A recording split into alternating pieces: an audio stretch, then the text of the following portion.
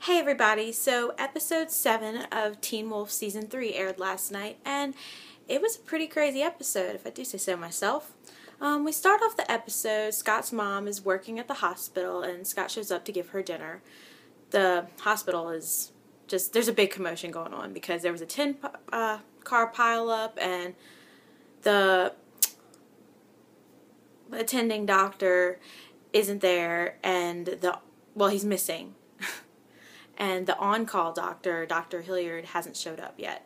So that's going on, and we then see one of the accident victims come up and complaining about pain and all this, and Scott goes and says, I hear human contact sometimes helps. And Scott goes and he puts his hand on her, and I thought this would only work with the animals, but he uses his werewolf powers and he takes some of her pain away, so that's really interesting.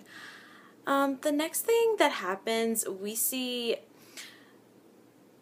Ethan show up with Danny, and Danny is having trouble breathing, and he throws up mistletoe, and it's crazy. The whole thing, it's crazy. Scott's mom brings Danny into the emergency room, and while Ethan and Scott are watching, she saves his life. And Scott and Ethan kind of look at her with a dumbfounded expression. It was pretty amazing. When Scott's leaving, Ethan approaches him saying that he didn't do anything to Danny and that he won't.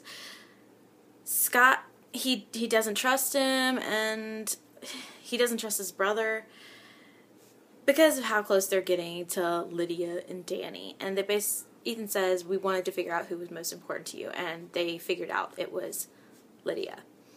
The next thing we see is a car just coming, and it crashes in the parking lot, and no one's in there, because Scott goes up to it and finds a moth in it, and there's no one there. So it's yeah, but that was Dr. Hilliard's car, because a little earlier in the episode, well, not a little earlier, just a minute ago, we see Dr. Hilliard driving to the hospital, and a bunch of moths start flying in through the air vents, and not cool. She loses control of the car, and then she sees the Duroc in the rearview mirror, and it is so crazy. So both of the doctors are missing. Then we see Deucalion and Aiden show up to the crime scene where one of the attending doctor's body was found, and someone else that's there is Mr.Argent, and he sees them, and he's he's all in hunter mode. He's going to the big leads against those alphas, and I hope Mr.Argent doesn't die for going after all of them this season, because I really like Mr.Argent. Another thing we see are Derek and Corey. They're in his loft, and his alarm thing goes off, and then Corey says, what does that mean? And then we see the alpha symbol painted on the window, and Derek's like, it means they're coming tonight. So yeah, that goes down, and Ms.McCall the next morning wakes up, and she finds Isaac and Scott asleep in her room, and they basically were trying to watch over her and make sure that she isn't taken by the Duroc. She's like, last thing I knew, I didn't have an MD attached to my name. And Scott was like, well, it really refers to all healers, because you were a healer last night. And that was a sweet moment, and it was funny because they fell asleep watching over her, and then Isaac's like, yeah, it might have been my turn to keep watch. So I just thought that was really cool. Miss Jennifer Blake is substituting until Mr. Harris is found. She says he's missing, and she says, well, until he shows up. And Dr. Deaton calls Scott in the class and says he's going to be taken by the Duroc. And we then see Dr. Deaton in his office, and his those moths are all over, and yeah, that was a freaky moment. Boyd and Isaac also, they they fake being sick to get out of school to help Derek help beat Kali and them. And Scott and Styles next tell I mean, Scott goes to the vet, and he's hoping he can get there before Dr. Deaton's taken, and Sheriff Stilinski's already there because Styles called him, and he asks Scott what's going on, and Scott doesn't really tell him, but then Scott and Styles have a talk, and they're about to tell Sheriff Stilinski about everything, and the werewolves and everything. So, but then Ms.Morell is there, and they find out that, we found out in a prior episode, that she is Dr. Deaton's sister. And I kind of had that assumption. I came to that assumption last season. Just their, the way they were with each other. But she says that no sheriff or deputy or anybody in law enforcement can help them, and they need to find someone who can seek out the supernatural, and that's Lydia. So, yes, that is crazy. Then we see Lydia making out with Aiden again at school, and then Cora pulls the fire alarm, and she corners Lydia and kind of threatens her and grabs her arm, and she's like, let go, and she's threatening, she's telling Lydia that Derek wants her to stop like having a thing with Aiden, because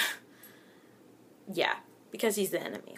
And Styles comes up, and he says let go, because and Styles is always just helping out Lydia. I don't know if anything's ever gonna really happen with them. I don't know. I like Lydia, but I don't think she's really good enough for Styles. She's very vain. I mean, maybe she's starting to change in a little ways, but the fact that she's hooking up with Aiden and she knows he's an enemy, that really just no. So the next thing we see are Styles, Lydia, and Cora using a Ouija board, and they try so many different things trying to find Dr. Deaton. During all of this, Lydia just doesn't take it seriously, doesn't really try, and then she starts drawing that creepy oak tree again, and she says, why are y'all talking to me when y'all should be talking to Danny? And then we see Scott comes in, and he's wounded. So the way Scott got wounded is he has a fight with Deucalion in the school, and after the fight, when Scott kind of gets his ass handed to him, the only clue that Deucalion gives him is let the current guide you, and I'm like, what does that mean? Like, how is that going to help him? So the next thing that happens, Scott goes to Allison's apartment, and she has found something. Her father has a map or something that he has been tracking where all the victims have been found, and he looks like he's figured out where the next victims are going to be found, the sacrifices. Before she shows him the map and all, her father shows up, and they kind of have to hide in her closet or something. And Scott gets happy. That's the only word I'm going to use for it. Boner.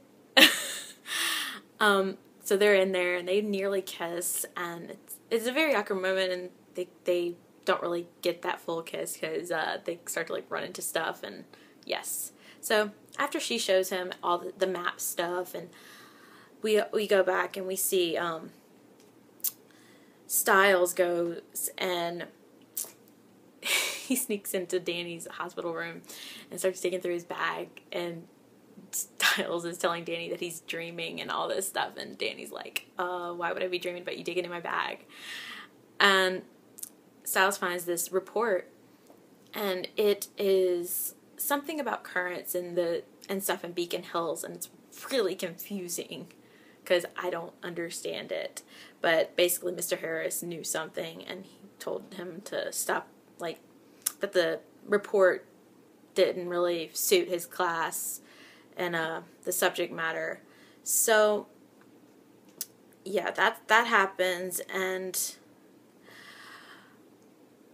they go in. They're in when they all meet up again, Scott and Styles and them, and they start discussing everything, and they talk about the currents and how Beacon Hills is basically like just this big energy power source, and yeah, that's a big deal. And they're about to all go off to find Dr. Deaton, but then Cora gets a text from Boyd that the plan to stop Callie and them hasn't worked, and the way that they were gonna stop Callie and them is they were gonna try and electrocute them to death, and that didn't work because Callie and them turned the power off. And they also, Callie didn't want Derek to hide behind his betas or have help from them, so she kidnaps Miss Blake and Aiden, while Aiden and Ethan hold her. They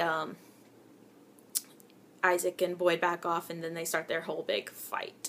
So while this is going on, that's when we go back to Cora and Styles and Lydia and Scott, and Scott decides to go save Dr. Deaton by himself. And so he goes off, and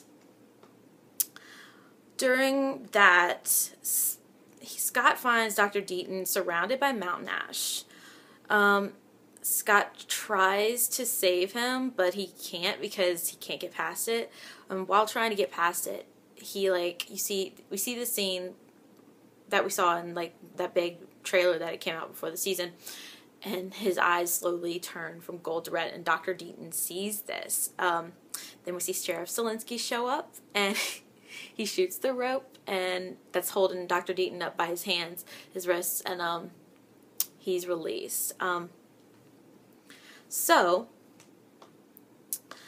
we go back to the whole big fight going on, and Cora, Lydia, and Styles show up and turn the power back on.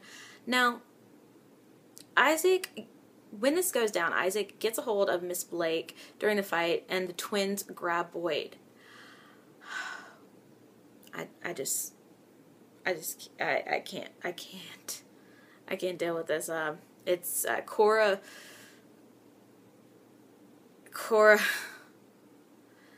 the twin, actually, it's not the twins that grab Boyd, it's Cora. I mean, Callie. So, see, I can't even, I'm mixing it all up because I'm devastated about what's happened. It's really sad because I was hoping for something good to happen for Boyd by the end of the season, maybe, and that he wouldn't die, because he just seems such a victimized character. But anyways, Callie is holding him up, and the twins each grab Derek's arms, and they like force him to like put his claws into fatally wounding Boyd into his sides, and he absorbs his powers unintentionally. He doesn't want to do that, and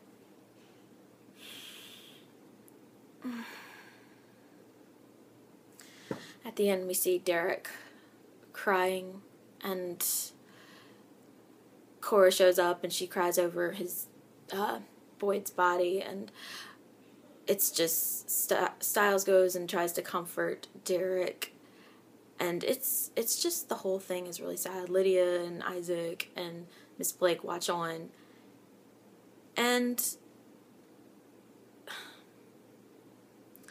it's really sad because also when Boyd was dying, he kind of told Derek, and I'm thinking about Erica, and yeah, told Derek how Erica died, and we see that. So we see two deaths during the episode, and it's really sad. Erica challenged Cully and died ultimately. Before Kali and the twins leave, she basically tells him that he has until the next full moon to like finish off his pack, or they're gonna kill him, or whatever, or I think they're gonna do it or something. I don't know, but we then see Mr.Argent questioning Gerard again about Deucalion and everything, and after he leaves, Allison shows up. So, and I'm hoping Gerard dies this season because I really hate that guy. He's just, I look at him and I see pure evil. Same thing with Deucalion. Now at the end, that was the coolest thing. Dr. Deaton tells Scott that his eyes were red and goes on to explain to Scott that he is something rare called a true alpha, which only happens about 100 years or so, rarely. It's when a beta can become an alpha without having to steal or take that power. It's when one rises purely on strength of character, by virtue, by sheer force of will.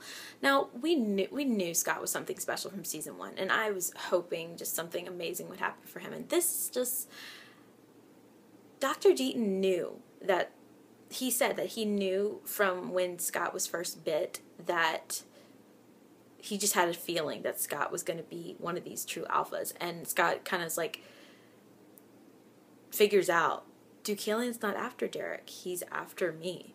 And yeah, so there's one other thing I really want to touch on. We saw a lot of Ethan this episode, and I'm really like, I'm leaning toward him being the more moral of the twins.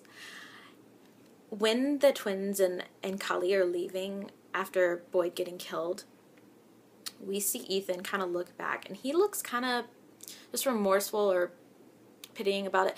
I don't know. I just have a feeling, because he's really been seeing how good everybody is, like, in Scott's, like, little world, and Derek and all them. They're just, but I really think, I think they all, I feel like Ethan kind of admires Scott, maybe. So this episode was really great, and I can't wait till next week's episode, because we get to see a flashback of Derek when he was younger, and I know I've been looking forward to it. It's going to be really, really interesting to see Derek young. Not that he's not young, he's just like young, like a teenager. So I hope you enjoyed this video and continue to watch and subscribe, and have a great day. Bye.